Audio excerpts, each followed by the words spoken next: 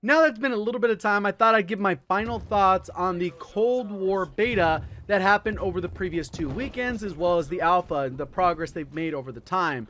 Obviously, there's a lot of people that are disliking the game because of graphics or whatever. We're going to talk about several different things. I have a long list of things that I think suck about the game or maybe not that great. And then I think there's a lot of redeeming qualities of the game, of make it a fun multiplayer experience. Because that's at the end of the day what we're focused on here is the multiplayer experience. We don't know what's going to happen with the Warzone element, if they're going to make a brand new map and it's going to have different mechanics, or they're going to blend weapons. It's all really rumor at this point. I think a lot of us were thinking that some of those leaked rumors were true, that hey, you know what, they're just going to add the weapons, keep the Warzone mechanics, change the map just a little bit, add POIs.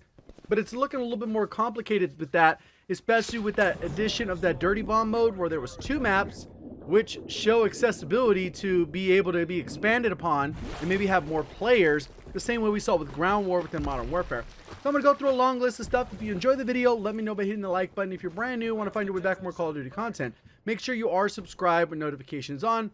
Also within the video, I'll kind of give my thoughts on how I plan to do content regardless of what the scenario comes out, with Cold War and then Warzone still being a free-to-play battle royale. So one thing I did want to let you guys know is, obviously if you're new to the channel, you don't know that I've played Call of Duty since Modern Warfare, or COD 4 Modern Warfare. So it's been a decade of playing Call of Duty multiplayer, and it really didn't come out to battle royales. I was never really a fan of battle royales. I wasn't even a fan really of Blackout, even though I know a lot of people like that. Alcatraz was a kind of little change it up a little bit, but I never got hooked the same way I've always enjoyed multiplayer until Warzone came along. It's pretty much the first battle royale I've played more than a month.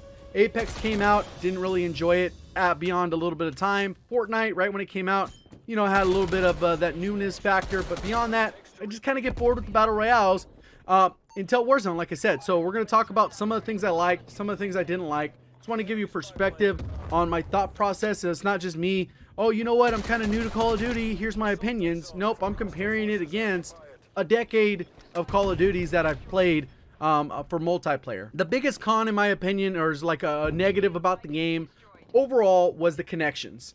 And it wasn't just the connections, even though they got better from, you know, the alpha played fairly well, I don't know, even though that's a very minimal number of players. And then when it came to the first weekend where it was limited, they kind of improved the connections, and then in the second weekend of the beta, the connections improved drastically. There's plenty of people that have already done the testing on the coding, so we know the tick rates.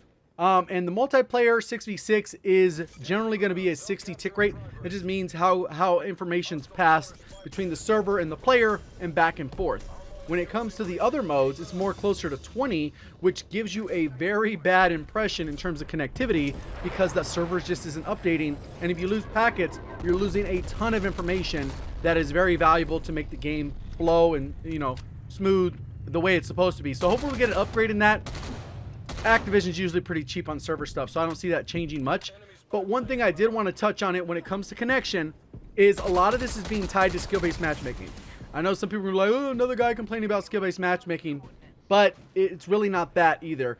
I actually had somebody host me on a quote-unquote RB account because I wanted to see how that impacted connections, and I played 2 matches and the connections played flawlessly.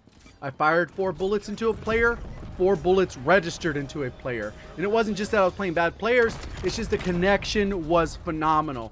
You're moving around, there's no skipping, no jittering. And even though at the top of my screen, the ping was identical. So even though it said 40, 50, 60 ping, depending on the lobbies I played, in that window, when I played on those two matches, just to kind of experience and see if connection was being affected, because they always say ping is key, they're prioritizing ping, 100% it's not being prioritized. Something else is happening in the background to mess up connections, at least from my own personal experience. If you guys played on a brand new account, you guys would know what I'm talking about. It wasn't like intentionally pub stomping or anything like that. It's just more to kind of feel how the game felt, and it felt phenomenal. So if the game feels like how it did in those lobbies, not even just the skill level, I'm talking about the pure crisp connection of bullets going into a player and them registering, the connection was as good as Modern Warfare or even better, which is absolutely insane. One other thing that a lot of people get caught up on is the graphics and animations.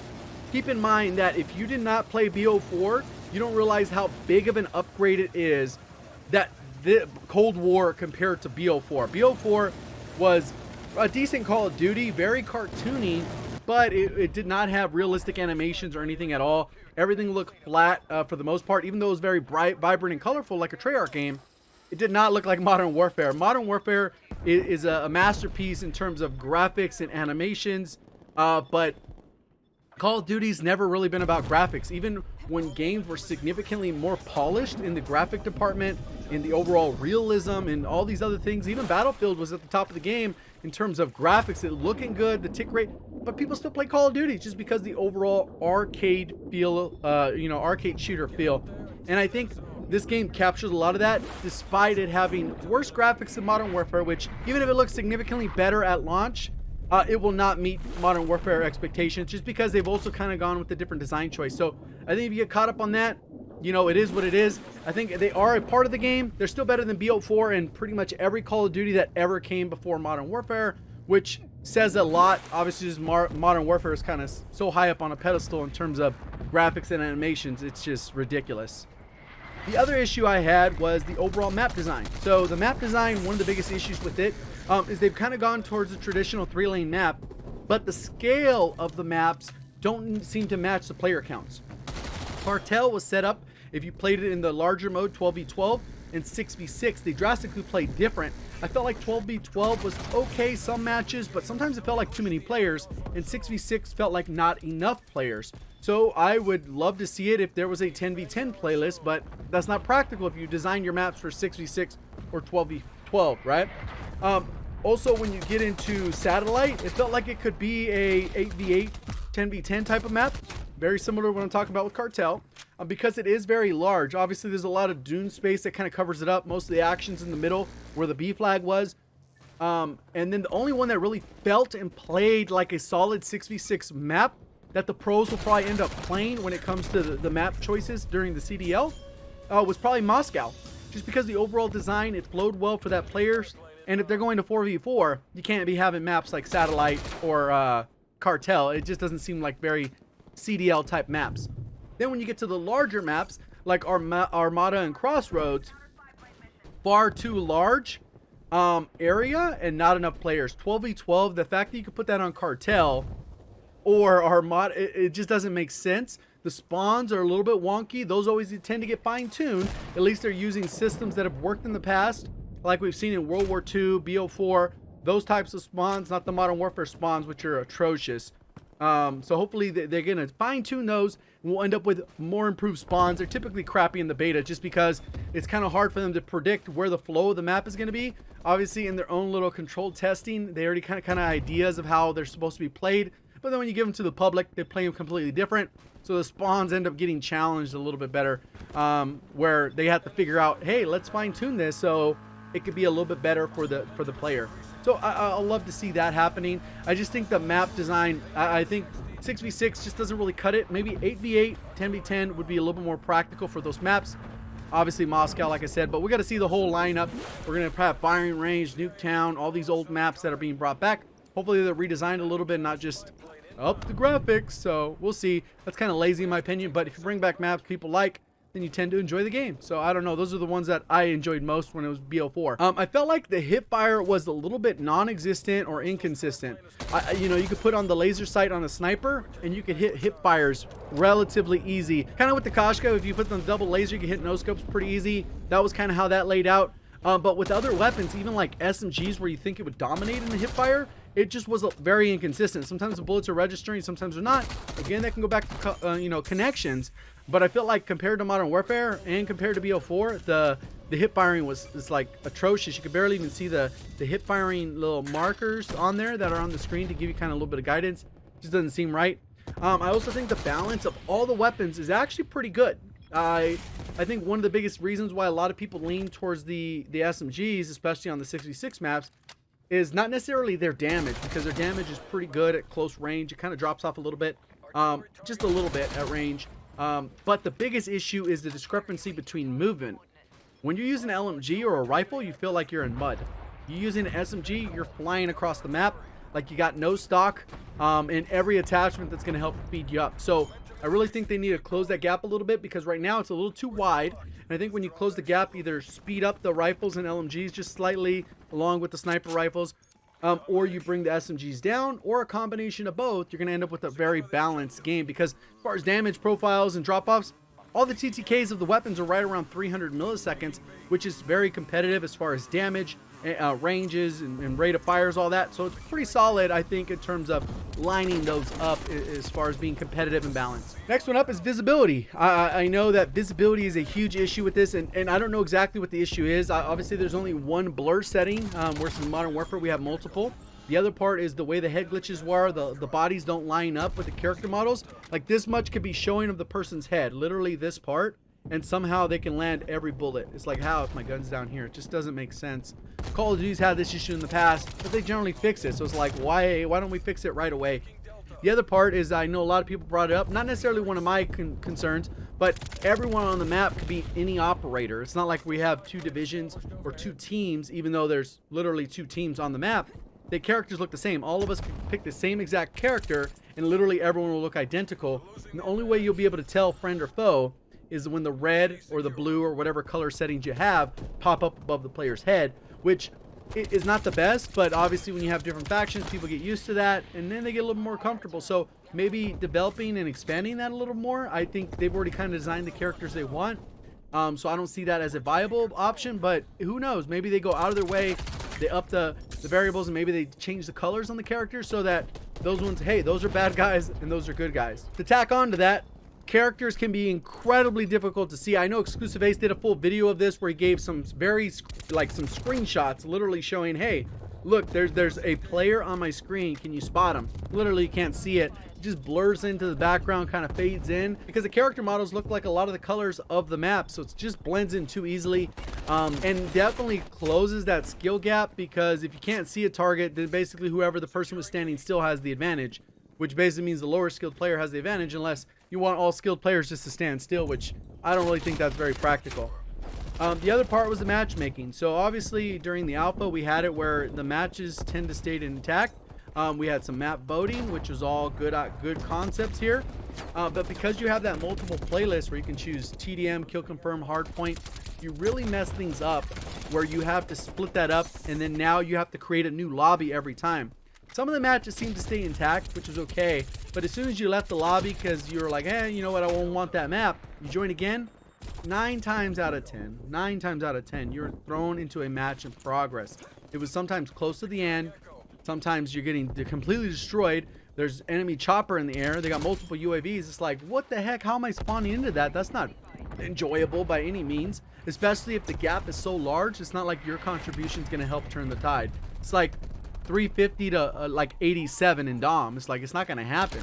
Even the best player in hardpoint's not bringing back a 240 you know, to 87. It's just not going to happen. So I'd love to see that toned down a little bit. I know they've had issues with that in BO4.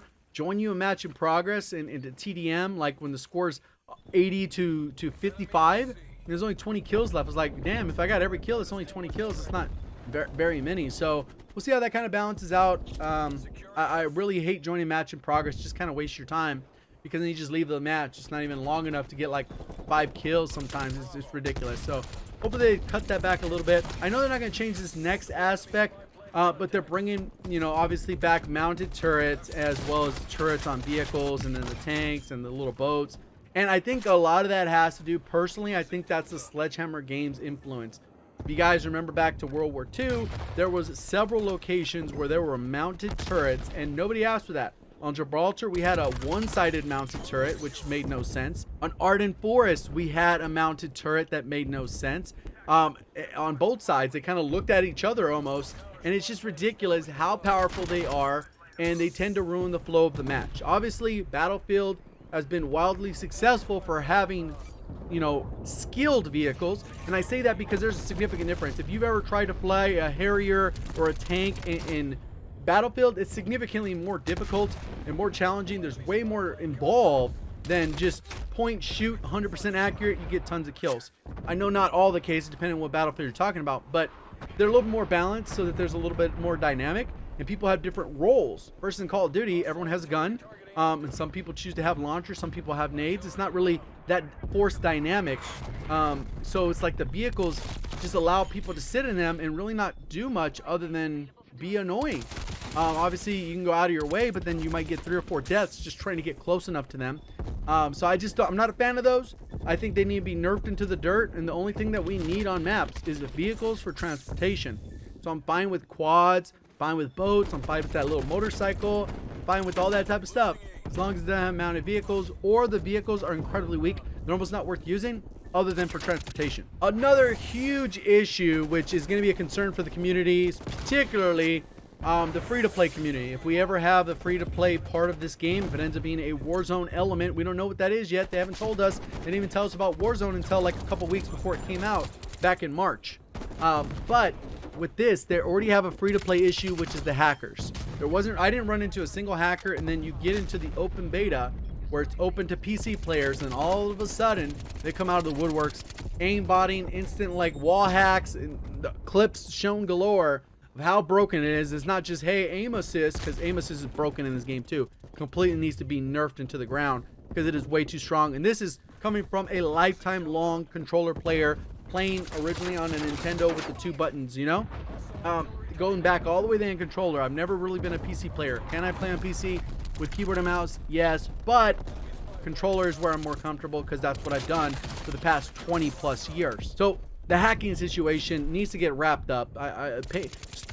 Suing companies or whatever you're trying to do does not stop companies from just popping up and creating hacks and selling hacks, because it continues to go on. They're way too affordable, way too easily accessible.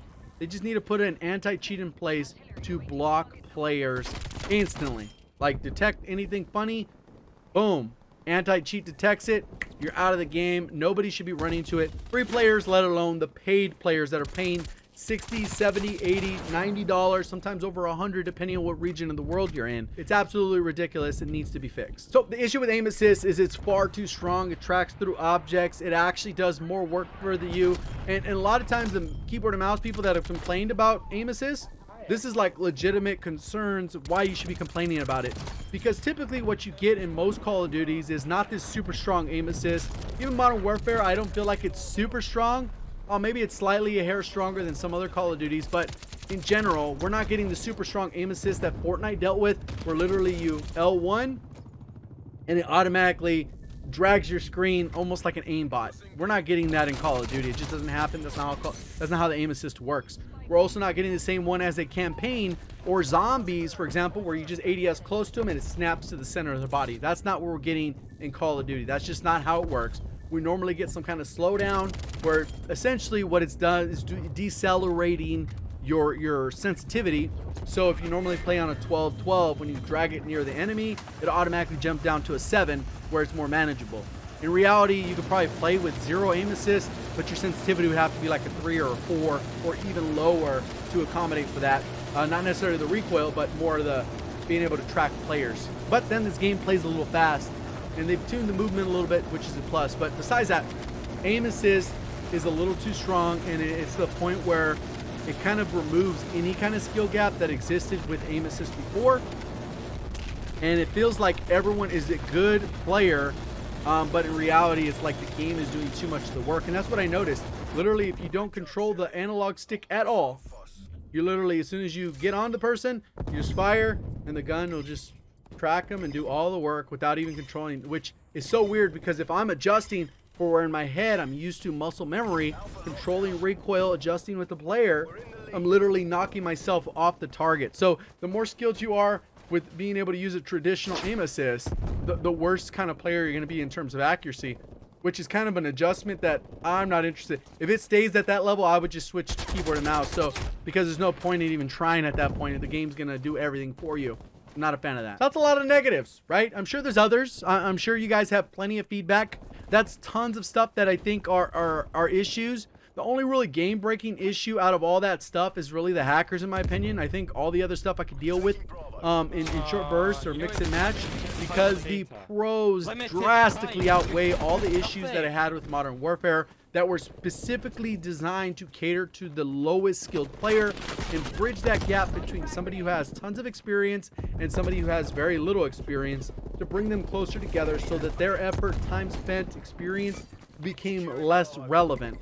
And that's in addition to skill-based matchmaking, which whatever bracket you're in, it's basically exposing that gap to feel even sweatier than it would normally, even if there was a decent skill gap. And that's what I liked about this game is, like I've already mentioned, they had some good general balance besides the SMGs. A little too fast, but I think they're going to fix that.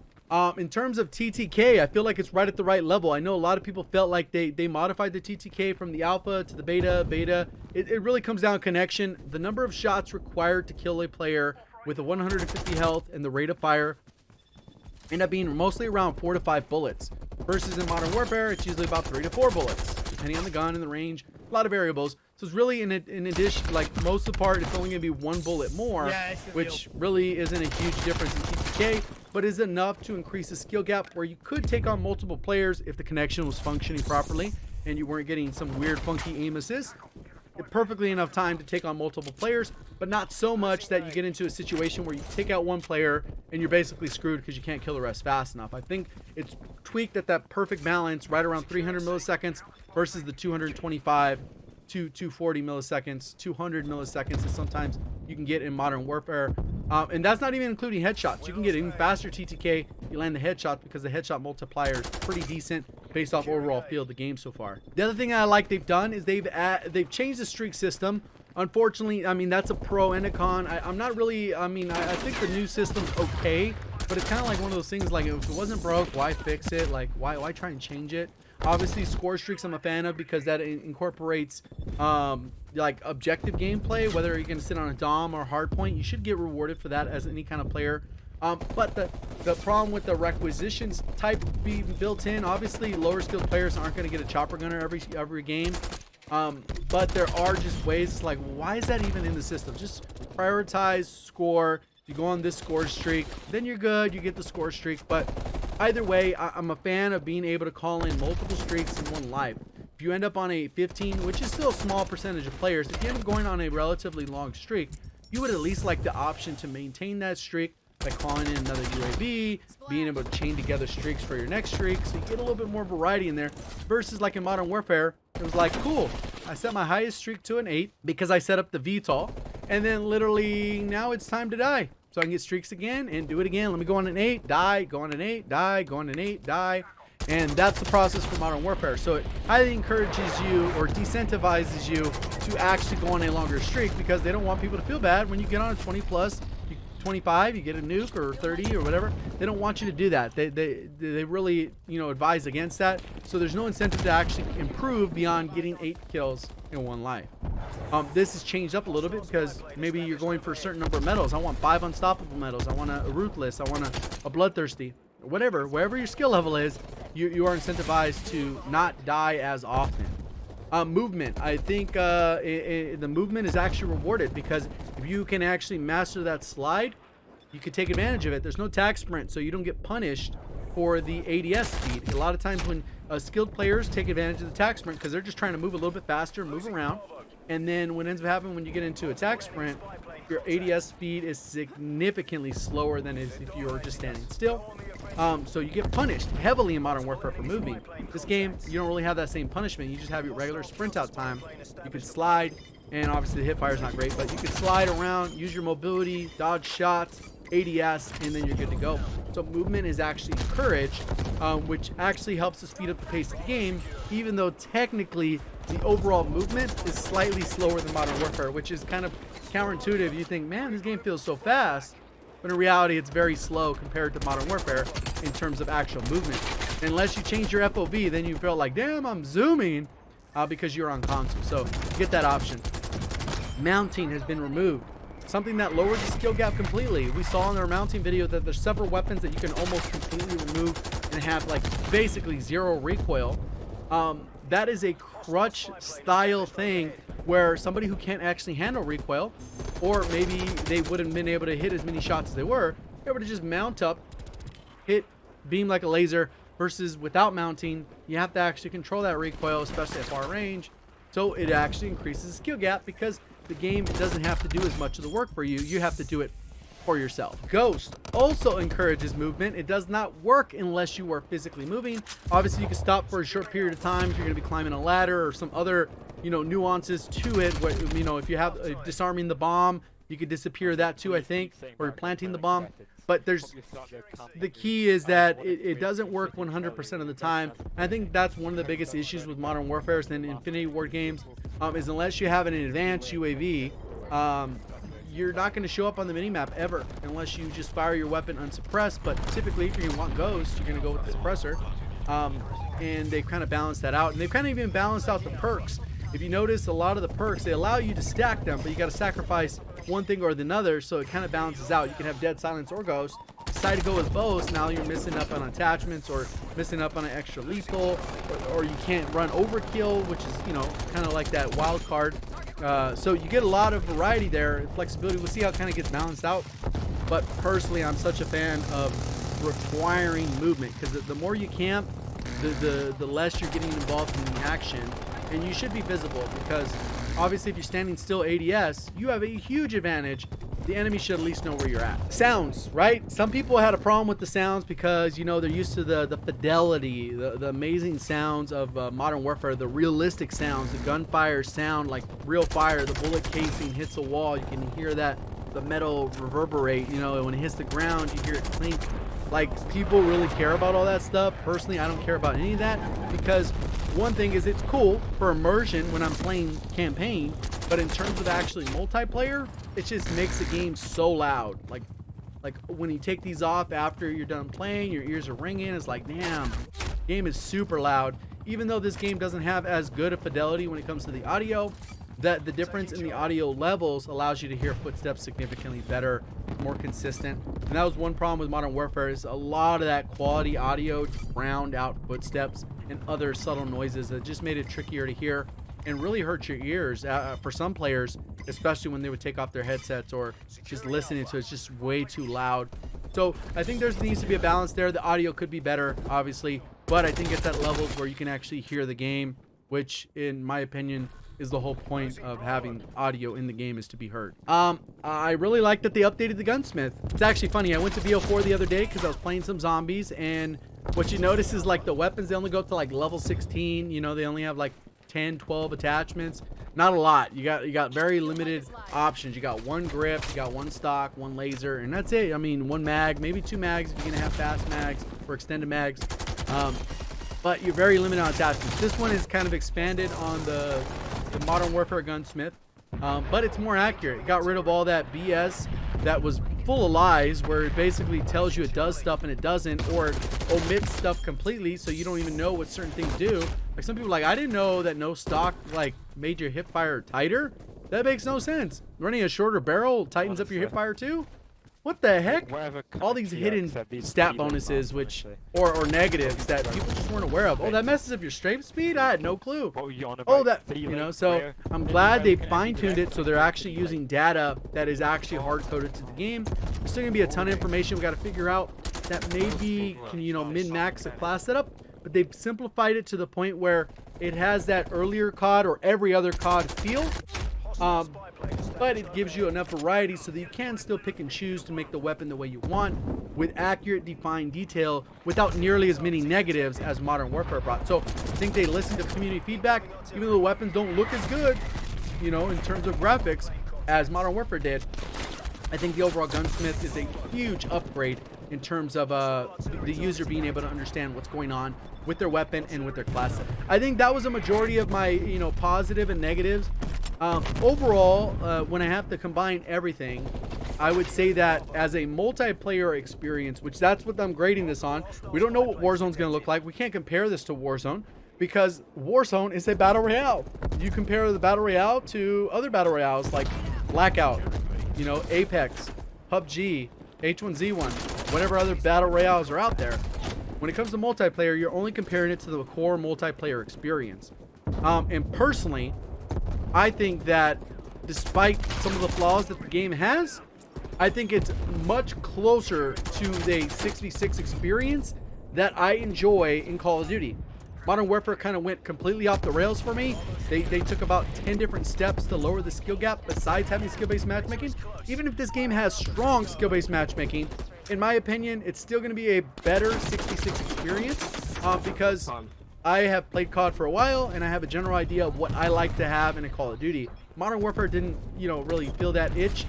Ground War was okay for a limited time, but even then that kind of got old because of vehicles. I think this one gives me a 6v6 experience that I can actually enjoy for the long term, and then combine that with battle royale content. Regardless if we're going to get a brand new battle royale, or we're going to stick with Warzone, or they're going to do blending, we don't know. We're going to find out when the day comes, what is happening, and even then we might not find exactly what's going to happen with their blackout version, or whatever we want to call it. We don't have a code name Warzone Blackout. I don't know. Whatever it's going to be, regardless, I think the multiplayer is going to play phenomenally compared to Modern Warfare. Personally, Modern Warfare, if you just take it for a 6v6 core respawn, not talking about S&D, because S&D, you know, actually plays a little bit well in Modern Warfare, but if you take that out of it and you go 6v6 respawn, Modern Warfare is like a 2 out of 10 for me in terms of 6v6 multiplayer.